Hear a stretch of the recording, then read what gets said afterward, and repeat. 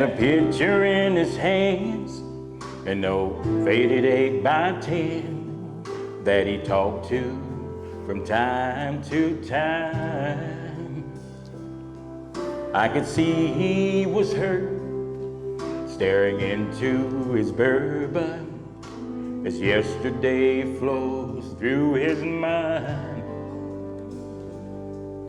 He slowly shook his head, turned to me and said, love is a lie that everyone wants to believe, and fools like you and me fall for now and then. A beautiful lie, the saddest story ever told. It starts with a sweet hello and ends with a sad goodbye. Oh, love is just a beautiful lie.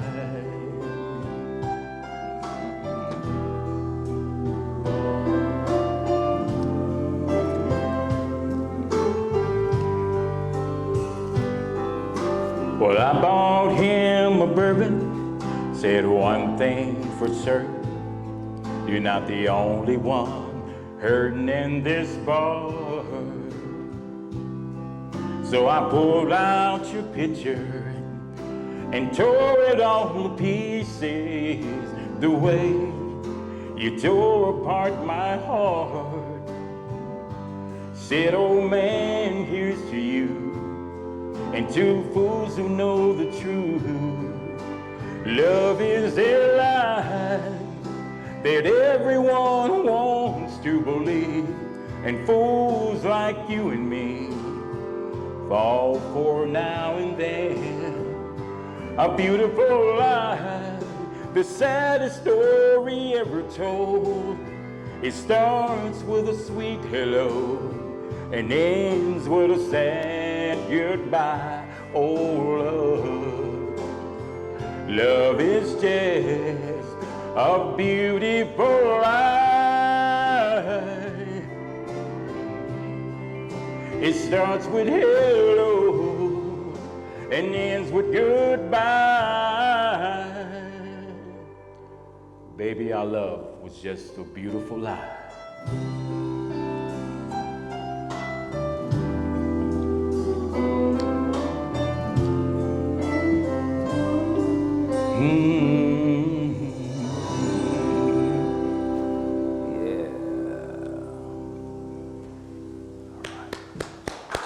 Thank you. Yeah.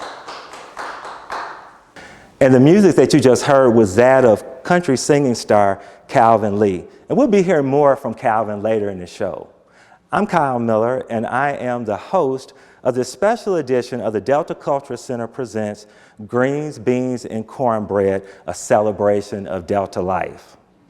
Greens, Beans, and Cornbread has always been special here in the Delta. And so this show will talk about how that happened and what the history of Greens, Beans, and Cornbread has come from. But before that, we'd like to have another special number by our musical guest, Mr. Calvin Lee, as he performs his song, Kentucky Rain.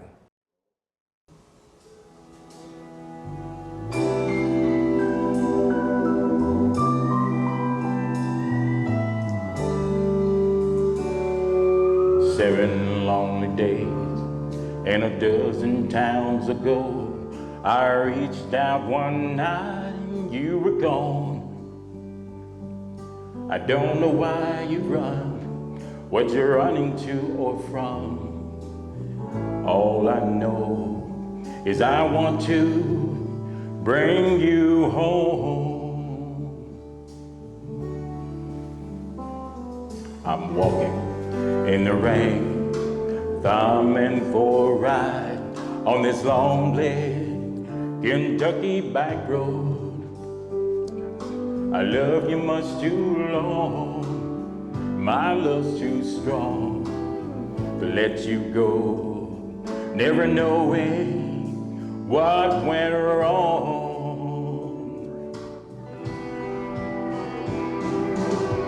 Kentucky rain keeps pouring down, down, And up ahead's another town that I'll go walking through, with the rain in my shoes,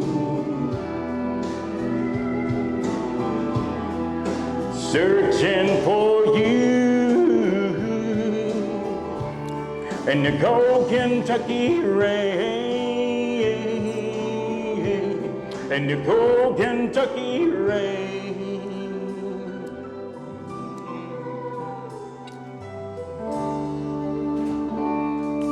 Showed your photograph to some old gray bearded men sitting on the bench outside a general store. Said yes, she'd been here, but their memory wasn't clear. Was it yesterday? No way, the day before. I finally got a ride with a preacher man who asked, were you bound on such a dark afternoon? As we drove on through the rain, as he listened, I explained, and he left me with a prayer that I'd find you.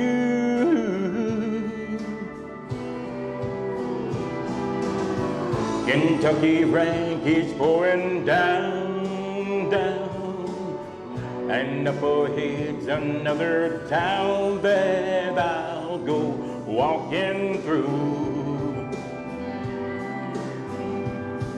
with the rain in my shoes, searching for you in the cold Kentucky rain, in the cold Kentucky rain,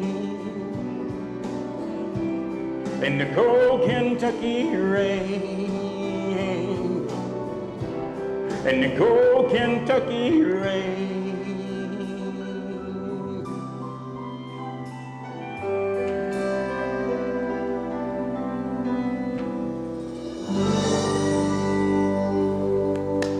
Yeah, thank you, thank you. So to kick off our discussion on greens, beans, and cornbread, who else better to talk to than an expert on this topic, Racinda Larry, who is our family and consumer science teacher here in the Delta area at Barton High School.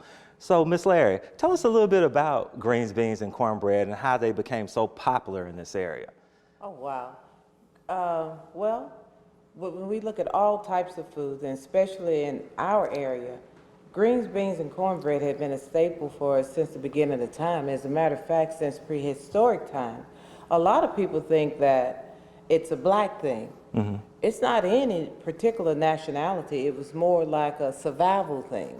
So that means like when our rations are low, when we don't have this, when this is missing or this has been taken away from us, we make do with whatever we can get. Okay, so talk a little bit about that, because I know we were talking a little bit off camera about that and how we now particularly think of greens, beans, and cornbread as soul food. But it wasn't always the case, and there was a history of how it evolved into that. Right. You know, a lot of people think that Africans brought that type of cooking to America, and they didn't. Now, the one thing that we can note for it, they did it in terms of how we cooked it, the procedure, but with greens and all of these type things, Africa is not known for its greens. Now they use plants and they would boil it down long periods of time, simmer it, and then they would drink the pot liquor. Interesting. And so, you know, when it came over this way, you know, us today, we talking about we got to have that pot liquor because that's what makes it good. And people don't realize how nutritionally sound that is. Now we start adding a lot of stuff to it to make it a little bit more unhealthy, but originally its intended use, it was a cure-all for everyone. Oh. So therefore, if you were sick, guess what? They would boil these greens down. They would put these herbs and spices in it, use a little bit of that fat meat, and it became something to clean out your system, you know? There's an old folklore that says if you're sick, if you have a headache, just put a collard green leaf on your forehead and it'll get rid of it. You know, there are people who still believe that, and I know younger people say, what has that got to do with that? Hey, we have a lot of old remedies that our ancestors used, because guess what? Doctors weren't always around. Modern medicine wasn't always here. So we go back to food as a staple, as nourishment for our body, and also as a way to persevere our existence. Yeah. You know, in the world again. And then going even through tough economic times, when we think about our world wars, and particularly World War II and the Depression, then those staple items took on a whole new ramification. I'll tell you what, because like a lot of times when I think of it and I look at each ingredient that we're talking about, as far as the greens are concerned, as far as the beans are concerned. Now, during the Civil War time, well, before the Civil War, the slaves were only given a ration every Saturday evening, and it had to last them all week. And of course, we know, as far as the meat portions, they were the parts that no one else wanted. So there was the feet, the tail, the intestines. Okay, so stop there. So that's how African Americans we know of started eating pig feet and pig knuckles and those other extremities, because those were the leftover parts? Because the better parts were for the master and his family. Oh, I see. So you could have what's left over. And then they said, well, of course the staples, greens, beans, corn, they gave them that. And then they would grow what little things they could. And you know, one thing I always tell people about poke salad, the poke weed, and a lot of people don't even know that many people still eat that. Older people. Now, younger people say, well, why would you eat something that could possibly kill you? Because it's a poisonous plant. There's only certain times of the year that you should eat it. When that vine on it, that stem turns red, leave it alone. But we get it when it's young. Oh. And it grows, you know, from April to about June, you'll find the poke weed. And we make what we call poke salad, you know. And a lot of people would do it and they'd get it. And it had medicinal purposes. Because every year we go out there and we scrimmage around and we'll find on the ditch banks, out in fields, people ride around and look for that and we get it and like, why are y'all getting those weeds? Well, you have to cook it 3 times before you can eat it, because it's highly toxic and it will kill you, you know, if you don't cook it right. So if you have an inexperienced cook, then you know who to eat it from, who not. And I don't know why. With my father, he did it all the time. He loved to scramble an egg up with it. And this poke salad. And I'm still watching him. I would watch him say, well, I'm going to wait and see if he dies first. You know, Mom was a good cook. But, you know, in my mind, I'm thinking, I don't know about this, you know. And so, but this type of green, and it's a green because we look at collard greens, turnip greens, we look at mustard greens, we look at kale, we look at brake, you know, we know those, and cabbage of course, we throw that in spinach.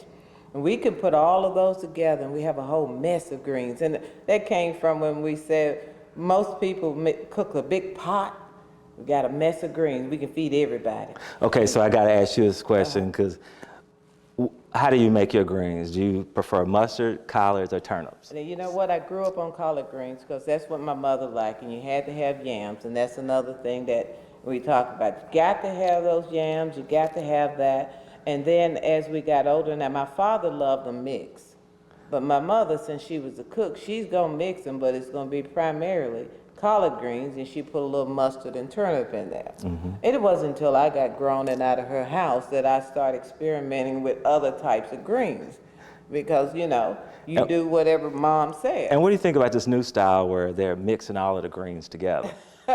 It's an acquired taste, just like anything else. Okay.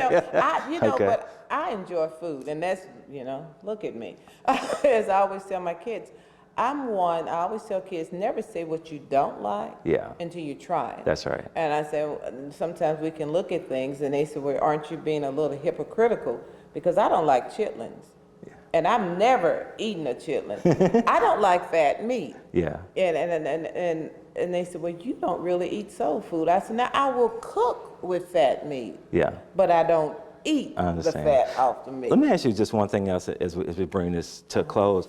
Cornbread. Cornbread used to be strictly considered to be a Southern staple, but now you see it everywhere. Everywhere, and people have taken it to a whole different level. Cornbread. Indians introduced us to that. And So the Indians introduced us to cornbread. yes, Okay. because they knew how to grow corn. We didn't know anything about corn. We didn't have that crop over there, because it takes a lot of water in it. And so they introduced the first settlers and even the slaves, and then we'll take anything and we'll make something out of it. Because people got tired of eating corn off the cob. You got to be able to do something, and corn off the cob will spoil. So let's dry it out. Let's mill it. Let's see what we can make. Cornbread, depending on what area you're from, but in the Delta, we love a little sugar in it. We're going to make sure that it's, we don't want that old hard cornbread. We said, what is this? North, I've had relatives in the North. They love cornbread, and I said, it's so flat and hard, it tastes like cardboard. You don't put anything in it. It's straight out that, but we're going to put a little flour because we love fat in our bread. Because we love butter and honey and anything else. It makes it even better. We make a meal off of it. Almost tastes like cake. Yes, and I tell you what, cornbread started out, we know it as whole cakes. And kids ask me, why do you call it a whole cake? I said, do you realize that when people first started cooking cornbread, they cooked it on the flat side of a hoe over it in a fire. That's why they call it a whole cake, And I said, actually, that was the tool that was used because they needed something to cook it, and you didn't have the modern house, let's go in here and turn on this stove or do this. You had to make do with what you had. So you got this wood burning thing, you just couldn't put it over there. We got this flat hoe, let's put some on this hoe, because guess what slaves had more? If they didn't have anything else, their number one tool was a hoe. Wow. It's so amazing, Miss Larry, to think this. So often, a lot of the foods that we eat now, really, and how they evolved, really a lot of it was because of lifestyle and necessity. Necessity, and that's what I tell people about. And along the way, since it's necessary, let's enjoy it. Yeah. Yeah. And so it became like whole cake, corn pone. I think about what people call hot water cornbread. I said, guys, that's been around forever. Because who had milk? How many people you saw walking around with cows or had cows? So we make use with it. Yeah. And we can make something out of anything. Well, Ms. Larry, I've enjoyed this conversation. It's been so informative, and I think it's going to really inform a lot of the people who are watching about the history of greens, beans, and cornbread. Thank you so much. Oh, thank you. It's my pleasure. Thank you. Okay. The Delta Cultural Center is a campus comprised of 9 properties. Along with its main museum galleries at the Visitor Center and the train depot are the Cherry Street Pavilion, an outdoor venue for concerts, family gatherings, educational events, and private parties. It was constructed as a permanent outdoor stage with a covered pavilion. The Cherry Street Pavilion is in the Cherry Street Historic District directly across from the Delta Cultural Visitors Center. Bethel Heritage Hall. Formerly known as Temple Bethel, this Jewish temple was built in 1916 and, for years, was home to a vibrant Jewish community in Helena. After years of service as a synagogue, the congregation decided to donate it to the Delta Cultural Center and Department of Arkansas Heritage in 2001. After an extensive renovation, Bethel Heritage Hall hosts numerous educational and community programs. The Miller Annex. Originally known as the Miller Hotel, this downtown venue provides space for DCC activities like musical events, presentations, classroom events, and other programs. Fort Curtis. Dedicated May 11, 2012, is a reconstructed Union Civil War fort. Smaller in size than the original Fort Curtis, this site includes exhibits and 2 replica cannons and tells how slaves enlisted into the Civil War. Freedom Park. Dedicated February 23, 2013, this park honors the nearly 2,000 freedom seekers who came to Helena to find a new life. It tells how African Americans sought freedom at Helena while Union Army soldiers stationed in Phillips County during the Civil War. Battery C. To defend Helena during the Civil War, Union General Benjamin Prentiss authorized the construction of earthen forts known as batteries in the hills above Helena. The heaviest fighting of the Battle of Helena took place at Battery C on July 4, 1863. Moore Horner House. This house was initially constructed in 1859 by Arthur Thompson. During the Civil War, it was the headquarters of Union General Frederick Solomon. After belonging to the Moore and Horner families for 118 years, the house was donated to Arkansas and came under the Delta Cultural Center's control. In its new role as history teller, the Moore-Horner House will eventually share a view of the past with its visitors. It will host educational events, community programs, and tours. Interstate Grocery was located on Walnut Street in Helena and was the King Biscuit Time program's original sponsor. After closing, the building began to decline. Eventually, the property came under the control of the Delta Cultural Center. There's an old truck with advertising on the side and historical panels at the site today.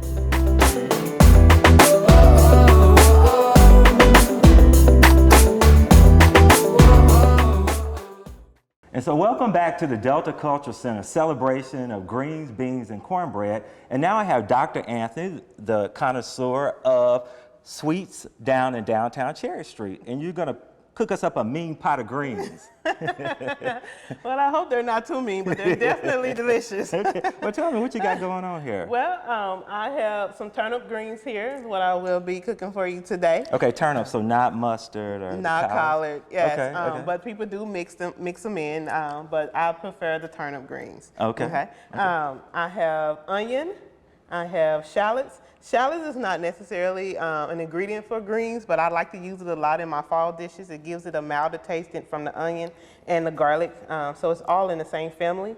Garlic, my ham hock, my organic vinegar. I like red wine vinegar, but today I'm using organic. Okay. Pepper flakes, salt, pepper, and of course the butter.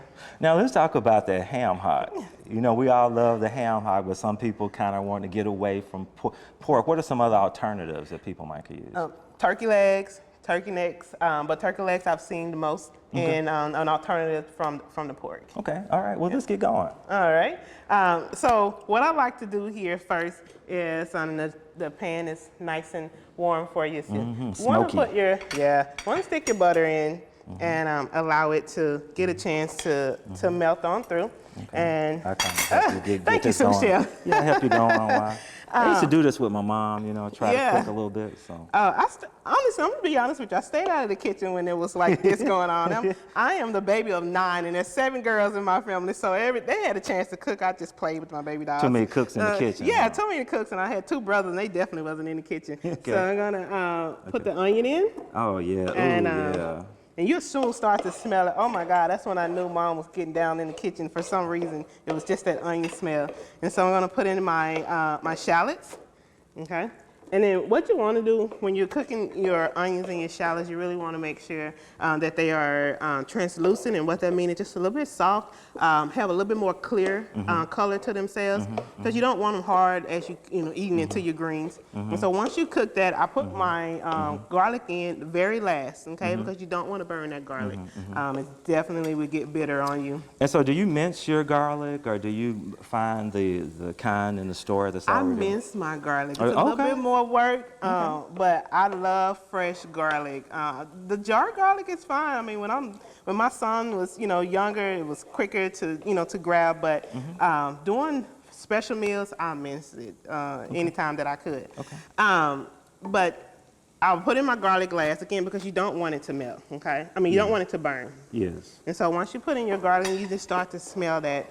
Yeah. Don't want it to burn and everything. It's real good and smoky. Yeah. And it just smells so good. It does, like it already, I'm telling you, you could trick a person. I know, like you're really doing something. Really thinking you're cooking up a good meal, right? Right. And then what I do is, I'll go ahead and put in my ham hock. Okay, I let that ham hock sit in and cook on both sides, each side about 3 to 5 minutes each side. I cover it up, let it like just simmer on in, Just let that simmer. soak in, let that ham hock cook just a bit as I'm doing that. And then once that is done, and after I've flipped it already once and it's on 3 to 5 minutes, I take my vinegar. Okay, we can take that top off. Okay. Because we haven't.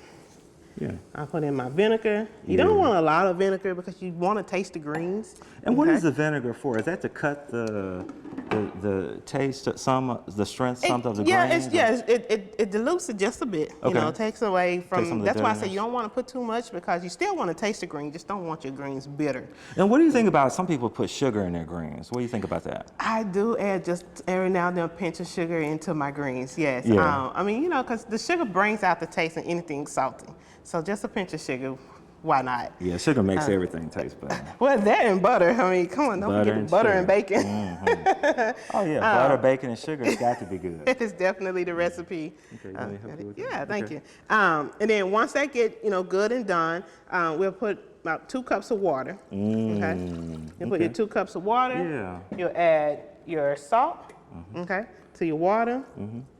You'll add. And all of this is going on before you even get the greens going on. Okay. I like my water to be seasoned. Okay. Now that doesn't mean that once you're done, once you put the greens in there, it doesn't mean you can't sprinkle a few more salt or anything on there. And let me ask you this too. Okay, so my mom was from Georgia, and basically, you know, in Georgia back in the day, anything like vegetables, it wasn't done unless it was mushy. Oh. So do you kind of like your greens a little bit more crunchy or a little bit more texture, or do you like it cooked down? I do like my greens cooked down. Not every vegetable I like cooked down, but my greens I do. And I don't, again, it's a southern way because when I take my cornbread and I greens, I kind of want to like, give it, as we call it, sop it. And you know, and take a eat of it. But I don't want to crunch. I'm not eating a salad. Do you mix Do you mix your cornbread inside your greens? Oh yeah. I mean, it's like religion, right? Okay. All right. And so once that that cooks, it comes to a great boil, and then you take your greens and you will put your greens into the pot and you let it cook and simmer. And it needs every bit of that 2 hours. I go 2.5 hours, just a bit, just for my own preference, but it needs every bit of that 2 hours to cook down. Okay. And so this is what it tastes like once it's been. Here's the magic taste, and I'll just give you just a. Oh, so you're gonna be stingy. I don't. This isn't even enough to. We're on camera. I don't want you to be like, oh Lord. Oh, that's okay. It's definitely delicious. Okay, so I have to be the judge to see if this tastes just as good as my mama's greens. Well, I don't know. I don't know if anybody can cook Exactly, greens as good as my mama's greens. Mama is a special touch. Okay. Mmm. This is good. This is good. Thank you. This is good. This is good. Now these are some delicious greens. As you all know, in the Delta, we love our greens, our beans, and our cornbread. And if you want to find out more about Dr. Anthony, she's also a owner. I own My Sweets Paradise here, just a couple of blocks away here. You also do catering too. I do catering. So how can they reach you? They can reach me by phone, 501-658-0708. We also have a website at mysweetsparadise.com. Or just stop by and see me at 209 Ryder Street here in Helena. And the information on how to get in contact with Dr. Anthony is on your screen, so you can reach her at My Sweets Paradise. And hopefully she'll cook you a good old pot of greens like I'm eating right now. Well, thank you so much, and thank you, Dr. Anthony. You're welcome. Thank you. It's a pleasure being here. Enjoyed it. All right.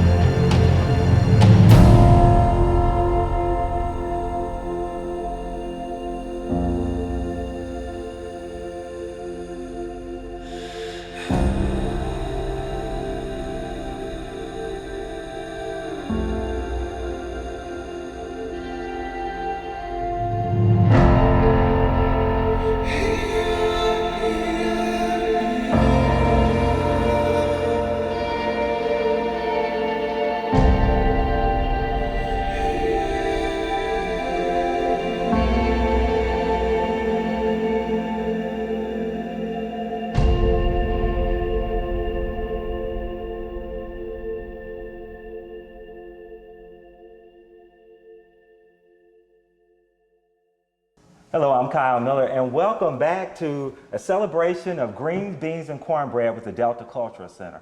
And I have with us now country music performing star, Calvin Lee.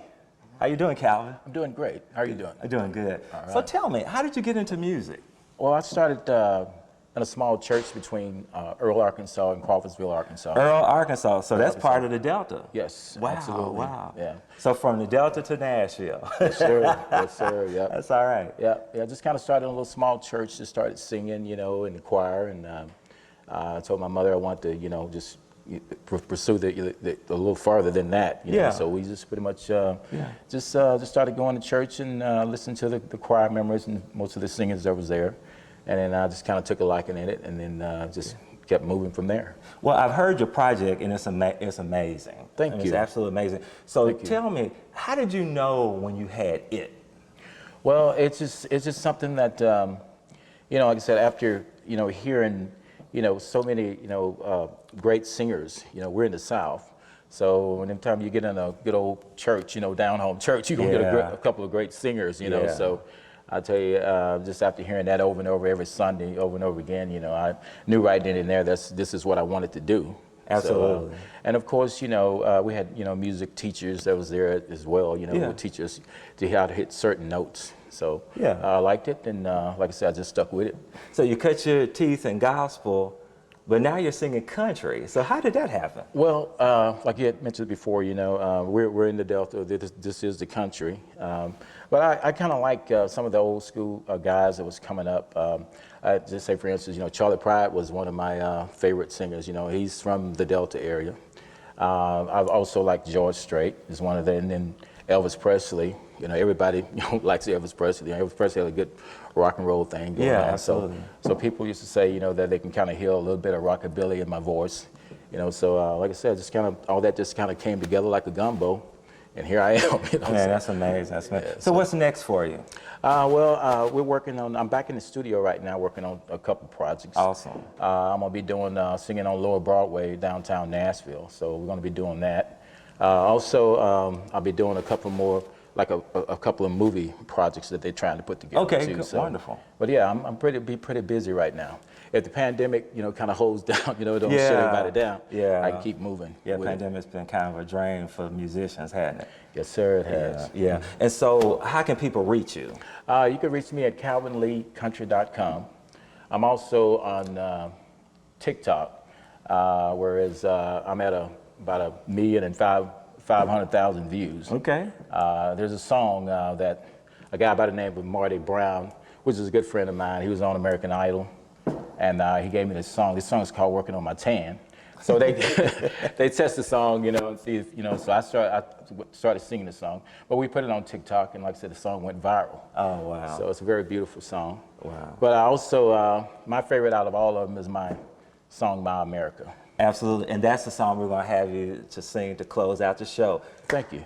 I would So y'all, we love to. present you Calvin Lee with My America. All right.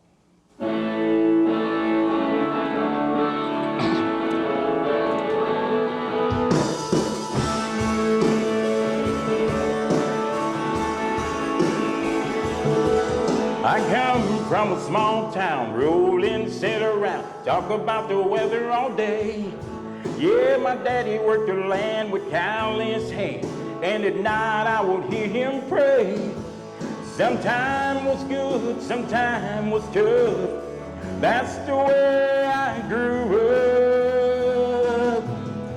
My America, baseball games and mom's apple pie. My America, pulling together through the hard times. Holding on to in God we trust.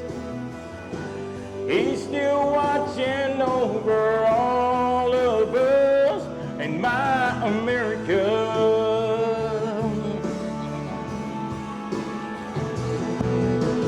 That old factory just sat empty, hard for folks to get by. And you can't eat finer than down at Joe's Diner. It stays packed every night.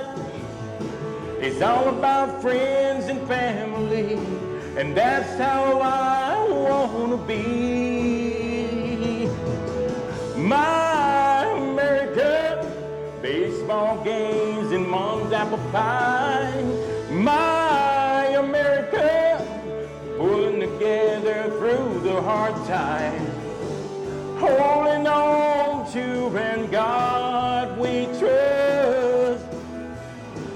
He's still watching over all of us and my America. The American dream still lives in this town. And for our children, we gotta bring it out. My America, baseball games and mom's apple pie. My America, pulling together through the hard times. Holding on to and God we trust. He's still watching over all of us and my America.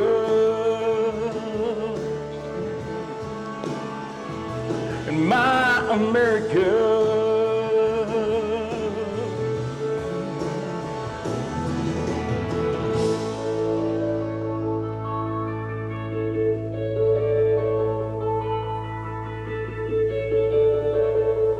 Yeah.